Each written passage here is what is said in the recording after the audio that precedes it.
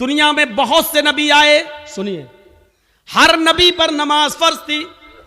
हजरत इब्राहिम अलैहिस्सलातु वस्सलाम ये कहा करते थे, इन्ना सलाती व नुसुकी व महयाया व ममाती लिल्लाहि रब्बिल आलमीन।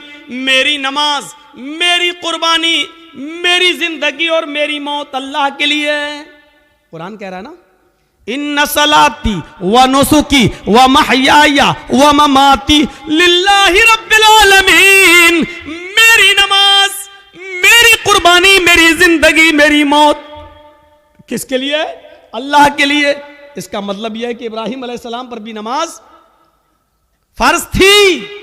जब अपनी बीवी हाजरा को और अपने बच्चे छोटे इस्माइल को जब छोड़ दिया था बियाबान जंगल में, और जब चले गए बहुत दूर, बीवी और बच्चे की आंखों से ओझल हो गए, तो इब्राहिम अलैहिस्सलाम ने जो दुआ की थी वो दुआ को देखो कुरान रिकॉर्ड करता है, और रब्बी इन्नी अस्कन्तु मिन ज़ुर्रियती बिवादिन गैरि ज़ी ज़रा इंद बैतिकल मुहर्रम लियुकीमुस सलाह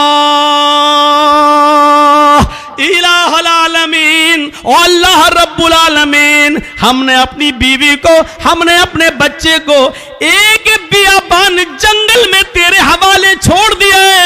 उस जंगल में कोई नहीं है, इंसानी आबादी नहीं है, उस जंगल में कोई रहता नहीं है, कोई बंदा नहीं है। बिवादिन गैरि ज़ी ज़रा, बेआबू गयावा दिए, वहां दरख्त भी पैदा नहीं होते, वहां बियाबान जंगली जंगल है, वहां से कोई काफिला भी नहीं आता है। थोड़े बहुत दरख्त जो दिख रहे हैं उन पर परिंदों के घोंसले भी नहीं है, एक चिड़िया का भी पता नहीं है। ऐसी बियाबान जंगल में जो गैर आबाद है, गैर ज़ी ज़रा है, उस जंगल में हमने अपने बीवी बच्चों को छोड़ दिया है। इंद बैतिकल मुहर्रम, तेरे काबिले एहतराम घर के पास, जहां तेरा घर तामीर होगा, जहां हमें तेरा घर बनाना है, जहां खाने काबा को बनाना है, जहां किबला बनना है, जहां किबले की तामीर होना है, तेरा घर बनना है, ऐसे घर के पास हमने अपने बीवी बच्चे को छोड़ दिया है। लियुकीमुस सलाह, ताकि उससे फैलने वाली जुर्रियत, मेरे बीवी बच्चे लियुकीमुस सलाह, नमाज कायम कर सकें, नमाज अदा कर सकें, नमाज पढ़ सकें। अपने बीवी को और बच्चे को छोड़ दिया है, एक भी परिंदा नहीं है, काफिला नहीं है, इंसान नहीं रह रहा है, साए साए बीतती है, खतरनाक जानवरों का डेरा है, लेकिन यही खाने काबा बनना है, यही अल्लाह का घर बनना है, इसी खाने काबा का तवाफ आगे चल के होना है, और सारी दुनिया इसी की तरफ आगे चल कर रुख करके नमाज पढ़ने वाली है। हमें इसी जगह पर अपने बीवी बच्चों को छोड़ दिया है, ताकि मेरी बीवी से, मेरे बच्चों से जो नस्ल फैले, जो तादाद बढ़े, जो संख्या बढ़े, जो आबादी बढ़े, लियुकीमुस सलाह, वो तेरी लिए नमाज पढ़ सकें, वो नमाज कायम करें, वो नमाज पढ़ने वाले हों। इब्राहिम अलैहिस्सलाम ये दुआ कर रहे हैं, हमने अपनी बीवी और बच्चों को ऐसी जगह छोड़ा है जो बिल्कुल बियाबान है, लेकिन हमने वहां इसलिए छोड़ा है, वहां तेरा घर है इसलिए छोड़ा, ताकि वो नमाज अदा करें, नमाज पढ़ें। कुरान की इस आयत से हमें पता चलना चाहिए कि नमाज की अहमियत क्या है। यही नमाज है। हजरत मूसा अलैहिस्सलातु वस्सलाम को अल्लाह ने हुक्म दिया था, व अक़िमिस सलात लिज़िक्री, आए मूसा तुम मेरी याद के लिए, मुझे याद करने के लिए नमाज कायम करो। पता चला कि ये नमाज मूसा अलैहिस्सलाम पर भी फर्ज थी, इब्राहिम पर भी फर्ज थी, नूह अलैहिस्सलाम पर भी फर्ज थी। ये नमाज लुकमान अलैहिस्सलाम पर भी फर्ज थी, और लुकमान अलैहिस्सलाम तो अपने बेटे से कह रहे हैं, कुरान कहता है, या बुनैया अक़िमिस सलाह, आए मेरे बेटे नमाज कायम कर। ये नमाज लुकमान और उसके बेटे पर भी फर्ज थी। रहा नबी अकरम का मसला, तो अल्लाह के नबी का मसला तो मैंने अभी बयान कर दिया। अम्मा आयशा कहती हैं अजान की आवाज सुनकर मुझे हटा देते, मुझसे दूर हो जाते, ऐसा लगता जैसे मुझे जानते ही नहीं है, ऐसा लगता जैसे मुझे पहचानते ही नहीं है, कभी हमें देखा ही नहीं है, ऐसा महसूस होता है जैसे ये हमें पहचान ही नहीं रहे हैं। ये नमाज का हाल जिसको आज हमने बहुत हल्के में ले लिया है, मर्जी आई पढ़ो। अगर नमाज के बारे में सही जानकारी मिल जाए तो उससे आप अंदाजा लगा सकते हैं कि बेनमाजी की मुआशरे में क्या हैसियत है। बेनमाजी के घर खाना खाना जायज नहीं है, बेनमाजी की शादी में शिरकत करना जायज नहीं है।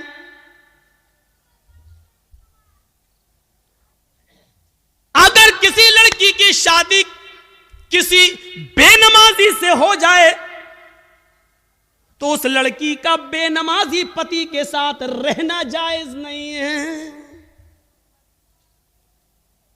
समझाए, मानता है तो ठीक है, नहीं मानता तो अलग हो जाए। सवाल यह है कि वो तलाक ना दे तो तलाक देने की जरूरत ही नहीं है, क्योंकि बेनमाजी मुसलमान ही नहीं है, और जब मुसलमान नहीं है तो किसी काफिर के निकाह में रहने की जरूरत भी नहीं है। ये निकाह ऑटोमेटिकली फिस्क, अपने आप खत्म।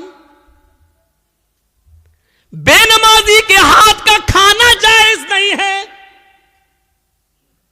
बेनमाजी के हाथ का पानी जायज नहीं है।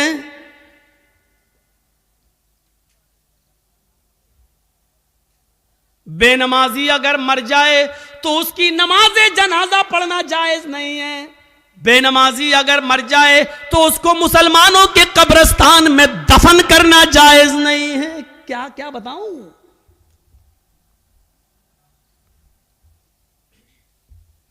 लेकिन सब चल रहा है। कितना बड़ा दिल गुर्दा है आज, जिसकी हैसियत ये हो और शादी के मौके पर हम ये ना देखें। पूछते हैं लड़की पढ़ी लिखी है? हाँ। कितनी? कुरान पढ़ी है। कितना बड़ा कारनामा है, कुरान पढ़ी है।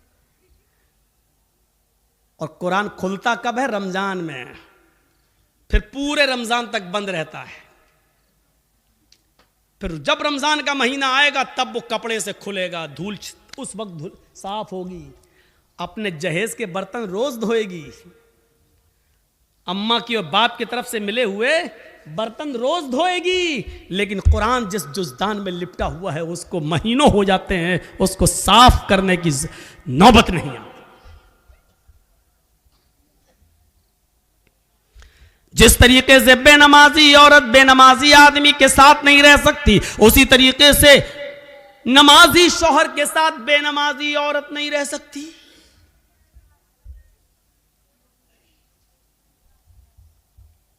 देख रहे हैं आप, इन नबियों पर भी नमाज फर्ज थी। यह अलग बात है कि किसी नबी के ऊपर 2 रकात फर्ज थी, किसी नबी के ऊपर 4 रकात फर्ज थी, किसी नबी के ऊपर 3 रकात फर्ज थी, किसी के ऊपर 2 टाइम की थी, किसी के ऊपर 3 टाइम की थी, सुबह दोपहर शाम, और किसी के ऊपर 5 टाइम भी थी, किसी के ऊपर 4 वक्त की भी नमाज फर्ज थी। लेकिन अल्लाह के नबी जनाब मोहम्मद रसूलुल्लाह सल्लल्लाहु अलैहि वसल्लम जब नबी बनाकर भेजे गए तो आपने ये नमाज 5 वक्त की फर्ज की, क्योंकि अल्लाह ताला ने 50 से 5 वक्त की कर दी। और जब 5 वक्त की फर्ज कर दी गई तो नमाज का उसूल ये बनाया कि फजर में 2 रकात रख दी, जोहर में 4 रकात रख दी, असर में 4 रकात रख दी, मगरिब में 3 रख दी और इशा में 4 रख दी। क्योंकि किसी नबी के ऊपर 2 थी, किसी के ऊपर 3 थी और किसी के ऊपर 4 थी।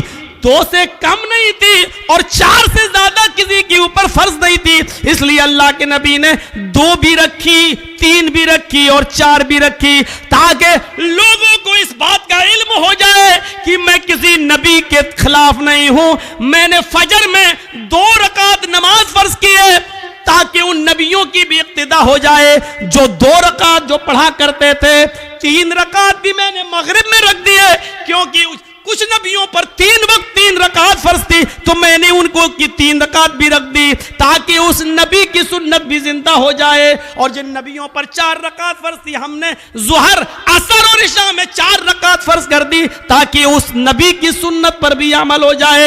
मैं नबियों का मुखालिफ नहीं हूं, मैं रसूलों का मुखालिफ नहीं हूं, हाँ मैं आखिरी नबी हूं। अब तरीका मेरा चलेगा, अब रास्ता मेरा चलेगा।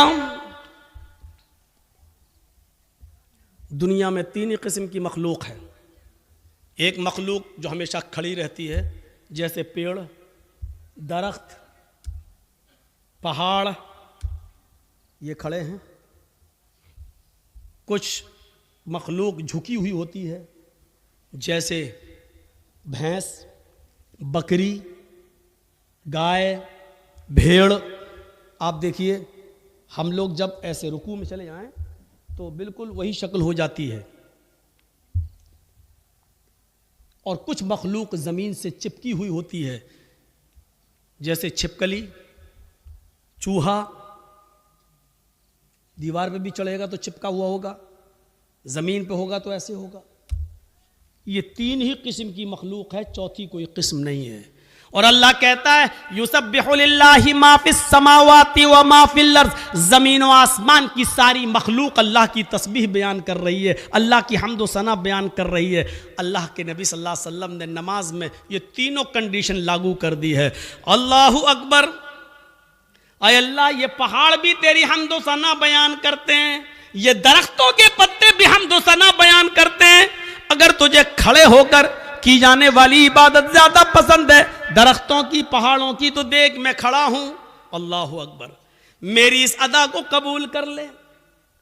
अगर तुझे 4 पैर वाले जानवरों की इबादत ज्यादा पसंद है तो देख मैं झुक गया हूं। अल्लाहु अकबर, मैंने रुकू कर लिया है, देख मैंने भी उनकी तरह शक्ल बना ली है। अगर तुझे छिपकली, चूहे और जमीन पर रेंगने वाले कीड़े मकोड़े, सांप, बिच्छुओं की इबादत और उनकी तस्बीह पसंद है तो देख मैं सजदा कर रहा हूं। अल्लाहु अकबर, जमीन पर चिपक गए, सजदा कर लिया। अय अल्लाह, अगर तुझे ये हयात पसंद है तो मैं भी इस हयात को कर रहा हूं। तीनों चीजें नमाज के अंदर लागू कर दी हैं। पता नहीं अल्लाह को कौन सी अदा ज्यादा पसंद है। अल्लाह, तीनों अदाओं में से जो तुझे पसंद है वो कबूल कर ले। आइए एक और चीज बताता हूं आपको। अल्लाह के नबी सल्लल्लाहु अलैहि वसल्लम के पास चंद सहाबा आते हैं। हाँ सुनिए, जबरदस्त चीज। चंद सहाबा आते हैं और आकर कहते हैं, अय अल्लाह के नबी सल्लल्लाहु अलैहि वसल्लम, मैं जब मस्जिदों में नमाज पढ़ने जाता हूं तो ये काफिर कान लगा लगा कर सुनते हैं, दीवारों पर कान लगा कर सुनते हैं। जब हम जोर से मस्जिदों में नमाज की हालत में कुरान की तिलावत जब मैं जोर से करता हूं तो ये काफिर सुन लेते हैं बाहर से, फिर ये मस्जिदों में घुस जाते हैं और बेतहाशा मारते हैं। इतना मारते हैं कि मारते मारते, पीटते पीटते हमें बदहाल कर देते हैं, लहू लुहान कर देते हैं। अल्लाह के नबी ने पूछा, अच्छा ये बताओ वो किस वक्त कान लगाकर सुनते हैं तुम्हारी दीवारों पर?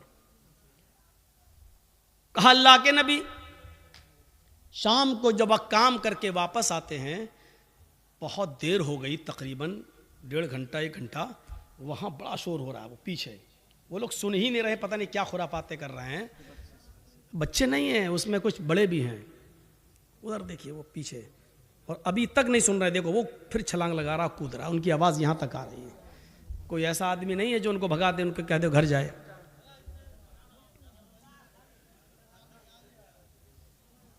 इतने शैतान बच्चे, इनके माँ बाप से पूछो, हमें हमारा दिल कहता है ये रात में पैदा हुए होंगे।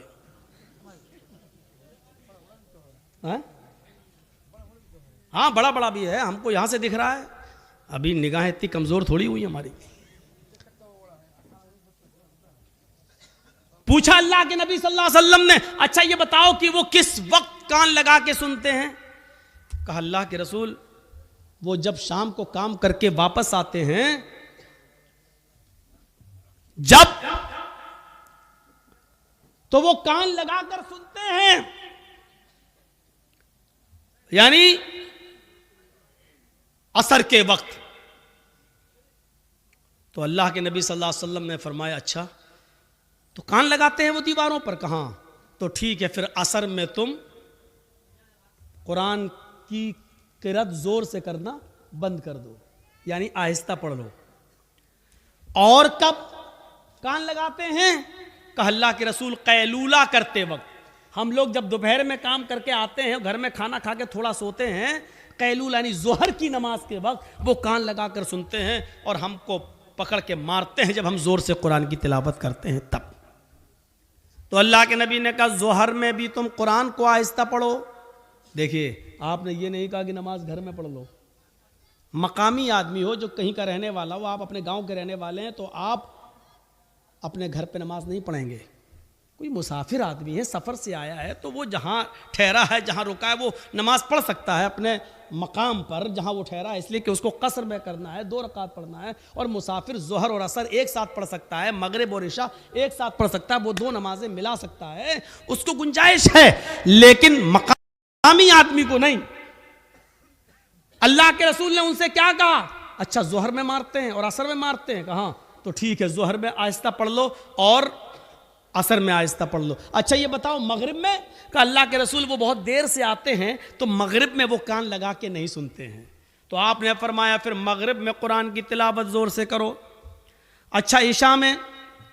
हाँ, अल्लाह के नबी जब वो घर कारोबार करके खेती बाड़ी करके वापस आते हैं तो ईशा में भी कान लगा के सुनते हैं। आपने हाँ, तो वो ईशा में भी नहीं सुनते हैं क्योंकि थके हुए होते हैं, खाना खाया और सो गए। मगरिब के बाद आते हैं, सुनते नहीं हैं, इसलिए आपने कहा मगरिब में पढ़ो जोर से। ईशा की नमाज आप इतनी देर से पढ़ते हैं कि उनको नींद आ जाती है, वो ईशा में भी नहीं सुनते। आपने फरमाया तो ईशा में भी पढ़ो। अच्छा फजर में? कहा अल्लाह के नबी फजर में तो वो खुद ही घोड़ा बेच के सोते रहते हैं। तो आपने कहा फिर फजर में भी जोर से तिलावत करो। पहले ये 5 वक्त जोर से तिलावत होती थी, 5 नमाजों में जोर से पढ़ा जाता था अल्हम्दुलिल्लाह रब्बिल आलमीन। जब सहाबा ने शिकायत की कि अल्लाह के रसूल ये हमें मारते हैं, कानों में दीवारों पे कान लगाते हैं, सुन लेते पढ़ रहे हैं तो मारते हैं, पीटते हैं, इतना मारते हैं कि लहू लुहान हो जाते हैं। तो आपने कहा कब मारते हैं? कहा जोहर में। आपने कहा जोहर में आहिस्ता पढ़ो। कब मारते हैं? कहा असर में। असर में भी आहिस्ता पढ़ो। मगरिब में? कहा नहीं, जोर से पढ़ो। इशा में सो जाते हैं वो, जोर से पढ़ो। फजर में नहीं उठते हैं वो, जोर से पढ़ो। मेरे भाइयों ये सिलसिला चलता रहा, बहुत दिनों तक ये सिलसिला चलता रहा, और इतने दिनों तक ये सिलसिला चला कि मक्का फतह हो गया। जब मक्का में कामयाबी मिल गई और नबी की हुकूमत आ गई, तब सहाबा किराम ने फिर अर्ज किया। अब जो चीज बताना चाहता हूं वो सुनिए। अब सहाबा ने अर्ज किया, आए अल्लाह के नबी, जब हमारे हालात खराब थे, जब ये हमें मारते थे, पीटते थे, जिसकी वजह से आपने आहिस्ता पढ़ने का हुक्म दे दिया था जोहर में और असर में, अब तो ये मारते नहीं हैं, अब तो हुकूमत हमारे हाथ में आ गई, अब तो मक्का और मदीना की बागडोर हमारे हाथ में है, तो आए अल्लाह के नबी हमें पहले वाली इजाजत दे दीजिए, अब हम फिर से 5 वक्त की नमाजों में जोर से तिलावत करें। भाई हालात अब खत्म हो गए, पहले हालात बुरे थे इसलिए आपने आहिस्ता पढ़ने को कह दिया, अब तो हमारे फेवर में है हालात, अब तो हमारे हक में है हालात, तो अब क्यों हम आहिस्ता पढ़ें, अब हम जोर से पढ़ेंगे। आपने कहा नहीं, नहीं, बिल्कुल नहीं। सहाबा ने कहा अल्लाह के रसूल, क्या ये वजह नहीं थी कि ये लोग हमें मारते थे इसलिए आपने आहिस्ता पढ़ने के लिए कह दिया था? आपने कहा वजह यही थी। कहा जब वो रीजन खत्म हो गया, जब वो वजह खत्म हो गई, तो अब जोर से पढ़ने की इजाजत क्यों नहीं दी जा रही है? अल्लाह के नबी ने क्या फरमाया? आपने फरमाया इसलिए कि बाद में आने वाले लोग जब ये सोचेंगे कि जोहर में, असर में आहिस्ता पढ़ने की इजाजत क्यों दी, और मगरिब में, इशा में और फजर में जोर से तिलावत क्यों की जाती है, जब ये बाद में आने वाले लोगों को पता चलेगा, जब वो इसकी हिस्ट्री पढ़ेंगे, जब वो हदीसें पढ़ेंगे, जब उनको मालूम होगा कि सहाबा किराम मार खाते थे, इतना पीटे जाते थे कि उनकी चमड़ी उधड़ जाती थी, लहूलुहान हो जाते थे, इसके बावजूद उन्होंने नमाज नहीं छोड़ी। मारे खाई लेकिन नमाज पढ़ी, आहिस्ता पढ़ी लेकिन पढ़ी, नमाज छोड़ी नहीं है। जब उनको इस बात का इल्म होगा तब उनको पता चलेगा कि साहबा किराम ने बड़ी से बड़ी मुसीबतें झेली हैं लेकिन नमाज नहीं छोड़ी है, नमाज तर्क नहीं की है, तो फिर वो भी नमाजी बन जाएंगे, वो भी नमाज के पाबंद हो जाएंगे। अब आपको अंदाजा है मेरे भाइयों, साहबा किराम मारे खाते थे, इतना पीटते थे कि उनकी चमड़ी उधड़ जाती थी, जिस्म से खून बहता था, लेकिन इसके बावजूद नमाज पढ़ रहे हैं। अल्लाह के रसूल ने कहा जोर से मत पढ़ो, आहिस्ता पढ़ो, लेकिन पढ़ो। नमाज ऐसी कंडीशन में भी माफ नहीं। हट्टे खट्टे तंदुरुस्त हैं और नमाज नहीं पढ़ते। और जुर्रत देखो, बहादुरी, हिम्मत तो देखो। अजान की आवाज आ रही है, कुछ लोग मस्जिद में नमाज के लिए जा भी रहे हैं, लेकिन कलेजा इतना बड़ा कि उन नमाजियों के सामने होटलों पे बैठ के चाय हम पी रहे हैं। हमारा दिल और हमारा कलेजा कितना मजबूत है। या अल्लाह, तेरा अजाब कैसे रुका हुआ है। इतनी बड़ी गलती अगर पुराने पिछले ज़माने की उम्मतों ने की होती तो अभी तक आग और पत्थर के अजाब से वो हलाक हो गए होते। अल्लाह रब्बुल आलमीन का अजाब हम पर आ क्यों नहीं रहा है? जिसकी वजह क्या है? इतना बड़ा कलेजा।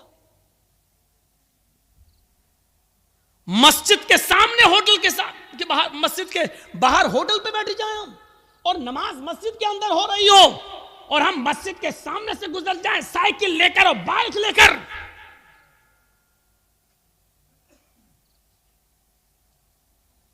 यह मस्जिद दिन भर में 5 मरतबा बद्दुआ देती है, इलाहुल आलमीन इन लोगों ने मुझे बनाया तो बड़ी शान से है, जलसे करा करा के, चंदे कर कर गए, सीमेंट ले लेके, बोरियां ले लेकर, ईंटें ले लेकर हमें बनाया तो बहुत अच्छा है, खूबसूरत बना लिया, मीनारा भी बना दिया, बड़ी आलीशान बना दिया, लेकिन इलाहुल आलमीन इन्होंने मुझे वीरान कर दिया। बनाने के बाद मुझे आबाद नहीं किया। आय अल्लाह, इन्होंने मेरा पेट नहीं भरा। अल्लाह, इन्होंने मुझे बनाने के बाद मेरे पास नहीं आए, मेरी गोद में नहीं आए। आय अल्लाह, जिस तरीके से इन्होंने मुझे बनाने के बाद वीरान कर दिया, आय अल्लाह तू इनकी जिंदगियों में वीरानी पैदा कर दे। अल्लाह, जिस तरह इन्होंने मुझे बर्बाद किया तू इनको बर्बाद कर दे। अल्लाह, जिस तरीके से इन्होंने हमें बना सवा कर दुरुस्त करने के बाद हमें भुला दिया है, आय अल्लाह तू इनको भुला दे। मेरे भाइयों, ये मस्जिदों की कहीं बद्दुआओं का नतीजा तो नहीं जो हमारे हालात ही है, जो हमारे हालात ही है। पहले जमाने में जब जंगें होती थी, नमाज का वक्त हो जाया करता था, बादशाह नमाज की हालत में, बादशाह जंग की हालत में नमाज के लिए खड़ा हो जाता था। दूसरा बादशाह ये समझता था कि ये क्या हो रहा है, बताया ये नमाज पढ़ रहे हैं, अल्लाह को याद कर रहे हैं, अल्लाह से दुआ कर रहे हैं। वो बादशाह अपनी फौज लेकर भाग जाता था, ये कहते हुए कि जो कौम तीरों और तलवारों कि सायों में भी अपने रब को न भूलती हो तो उसका रब उसे कैसे भूल जाएगा। जो कौम तलवारों के सायों में पली हुई हो, तीरों तलवारों के सायों में जो नमाज अदा कर रही हो, ऐसी पोजीशन में भी वो अपने रब को भूल नहीं रही हो, अपने रब की इबादत कर रही हो, फिर उसका रब हमारे साथ क्या करेगा अगर हमने इनको इस पोजीशन में मारा। वो अपनी फौज, अपने हथियार, अपने घोड़े, अपना सारा हथियार वहीं पर डालकर भाग जाया करते थे, ये कहते हुए कि आय अल्लाह वालों, हम तुम्हारा मुकाबला नहीं कर सकते, आय अल्लाह वालों, हम तुम्हारा मुकाबला नहीं कर सकते। मेरे भाइयों, कल तक हमारे ये हालात थे, आज हमारे हालात जाती हैं, हमारी मस्जिदों में नमाज हो रही है, लेकिन काफिरों की बारात बजती हुई जाती है, उनके बैंड बजते हुए जाते हैं, उनके गाने बजते हुए जाते हैं, लेकिन हमारी अजान की आवाज या नमाज की क़िरात भी हो रही हो तो उनको कोई फर्क नहीं पड़ता। क्योंकि जब अजान और नमाज के वक्त हमने अपनी टीवियों को बंद नहीं किया है, जब हमने अपने घरों में टीवी चलाना शुरू कर दी, तो फिर काफिरों के दिलों से भी हमारा रोबो दबदबा निकल गया, काफिरों के दिलों से भी हमारा रोबो दबदबा खत्म हो गया। क्यों होगा? हमने काफिरों के दिलों में अपनी इज्जत बनाई ही कहां है? कहां बनाई है हमने अपनी इज्जत? ग़ज़वा अहज़ाब का वो मौका याद करो। सुनो, सिर्फ एक नमाज थी, बस एक, वो भी अल्लाह के रसूल सल्लल्लाहु अलैहि वसल्लम की, नबी की एक नमाज, और वो भी छूटी नहीं थी, बस सिर्फ उसका असल वक्त निकल गया था। ग़ज़वा, जंग हो रही है, नाम है उस ग़ज़वे का ग़ज़वा अहज़ाब। और सुनो, कलेजा संभाल कर सुनो, दिल संभाल के सुनो इस वाक़े को। ग़ज़वा अहज़ाब, काफिरों की तरफ से तीर चल रहे हैं, मुसलमानों की तरफ से भी तीर चल रहे हैं। यह जंग इतनी खतरनाक हुई कि असर की नमाज का वक्त आ गया, लेकिन सहाबा किराम संभल नहीं पाए। कोई इधर था, कोई उधर था। नमाज पढ़े तो कैसे पढ़ें? एक साथ होते तो चलो आधे पढ़ लेते, आधे जंग करते, फिर ये जो आधे पढ़ चुके होते ये जंग में चले जाते, जो छूट गए वो बाद में पढ़ लेते। लेकिन कोई इधर है, कोई उधर है। ये असर की नमाज का वक्त था, असर की नमाज का वक्त। अल्लाह के रसूल नमाज पढ़ा नहीं सके और सहाबा एक साथ जमा नहीं हो सके। कोई इधर से तीर चला रहा, कोई उधर से तीर चला रहा है, लेकिन तीर चलाते चलाते चलाते चलाते मगरिब का सूरज जो डूबता है, मगरिब की नमाज के लिए सूरज के डूबने से, सूरज के गुरूब होने से थोड़ी देर पहले सहाबा किराम ने उस जंग पर कामयाबी हासिल कर ली, यानी काफिरों को हरा दिया। लेकिन असर की नमाज का वक्त निकल गया। सुनिए, असर की नमाज का वक्त निकल गया था। जल्दी से वहीं साहबा ने तयम्मुम किया और वुजू बना, तयम्मुम पानी तो था नहीं, जल्दी से तयम्मुम किया और नमाज पढ़ना शुरू कर दी। सूरज डूबने से, गुरूब होने से पहले पहले अल्लाह के नबी ने और सहाबा ने असर की नमाज पढ़ ली। सिर्फ वक्त निकल गया। जो पढ़ना चाहिए था पौने, हम लोगों के यहाँ कितने बजे होती है असर? आपके यहाँ कितने बजे हो रही है असर? 2:45 पर? हाँ, कहीं 3:30 पे भी हो रही होगी। हम 3:15। आपकी मस्जिद में कितने बजे हो रही है? 3:15। अब 3:15 की जगह पर कोई आदमी 5:15 पे नमाज पढ़े तो वक्त निकल गया है ना उसका, असर का। मान लीजिए 5:30 पे सूरज डूब रहा है और 5:15 पे आदमी नमाज पढ़ रहा है, तो सूरज डूबने से पहले ही तो पढ़ रहा है वो। सूरज गुरूब होने वाला है। जल्दी से अल्लाह के रसूल ने और सहाबा ने तयम्मुम किया और नमाज पढ़ ली। और पढ़ने के बाद जो जुमले कहे वो सुनो, जो जुमले कहे उन काफिरों के लिए वो सुनो। मला अल्लाहु बुयूतहुम व कुबूरहुम नारा कमा हबसूना वशगलूना अनिस सलातिल वुस्ता। बुखारी शरीफ की हदीस के अल्फाज हैं। अल्लाह के नबी फरमाते हैं, इलाहुल आलमीन, जिन काफिरों की वजह से आज हमारी असर की नमाज का अव्वल वक्त निकल गया, आय अल्लाह, जिन काफिरों की वजह से आज मेरी असर की नमाज का असली वक्त निकल गया, वक्त पर हम नमाज नहीं पढ़ सके, सूरज डूबने से पहले आज हमने असर की नमाज पढ़ी, इसके जिम्मेदार ये काफिर हैं, ये जंग करने वाले, इनकी वजह से मेरी असर की नमाज का वक्त निकला है। मला अल्लाहु बुयूतहुम, आय अल्लाह इनके घरों को तू आग से भर दे, आय अल्लाह इनके घरों में आग लगा दे, आय अल्लाह इनके घरों में तू आग से भर दे। नमाज के वक्त अपने घरों में बैठने वालों, नबी अकरम की इस बद्दुआ पर जरा गौर करो।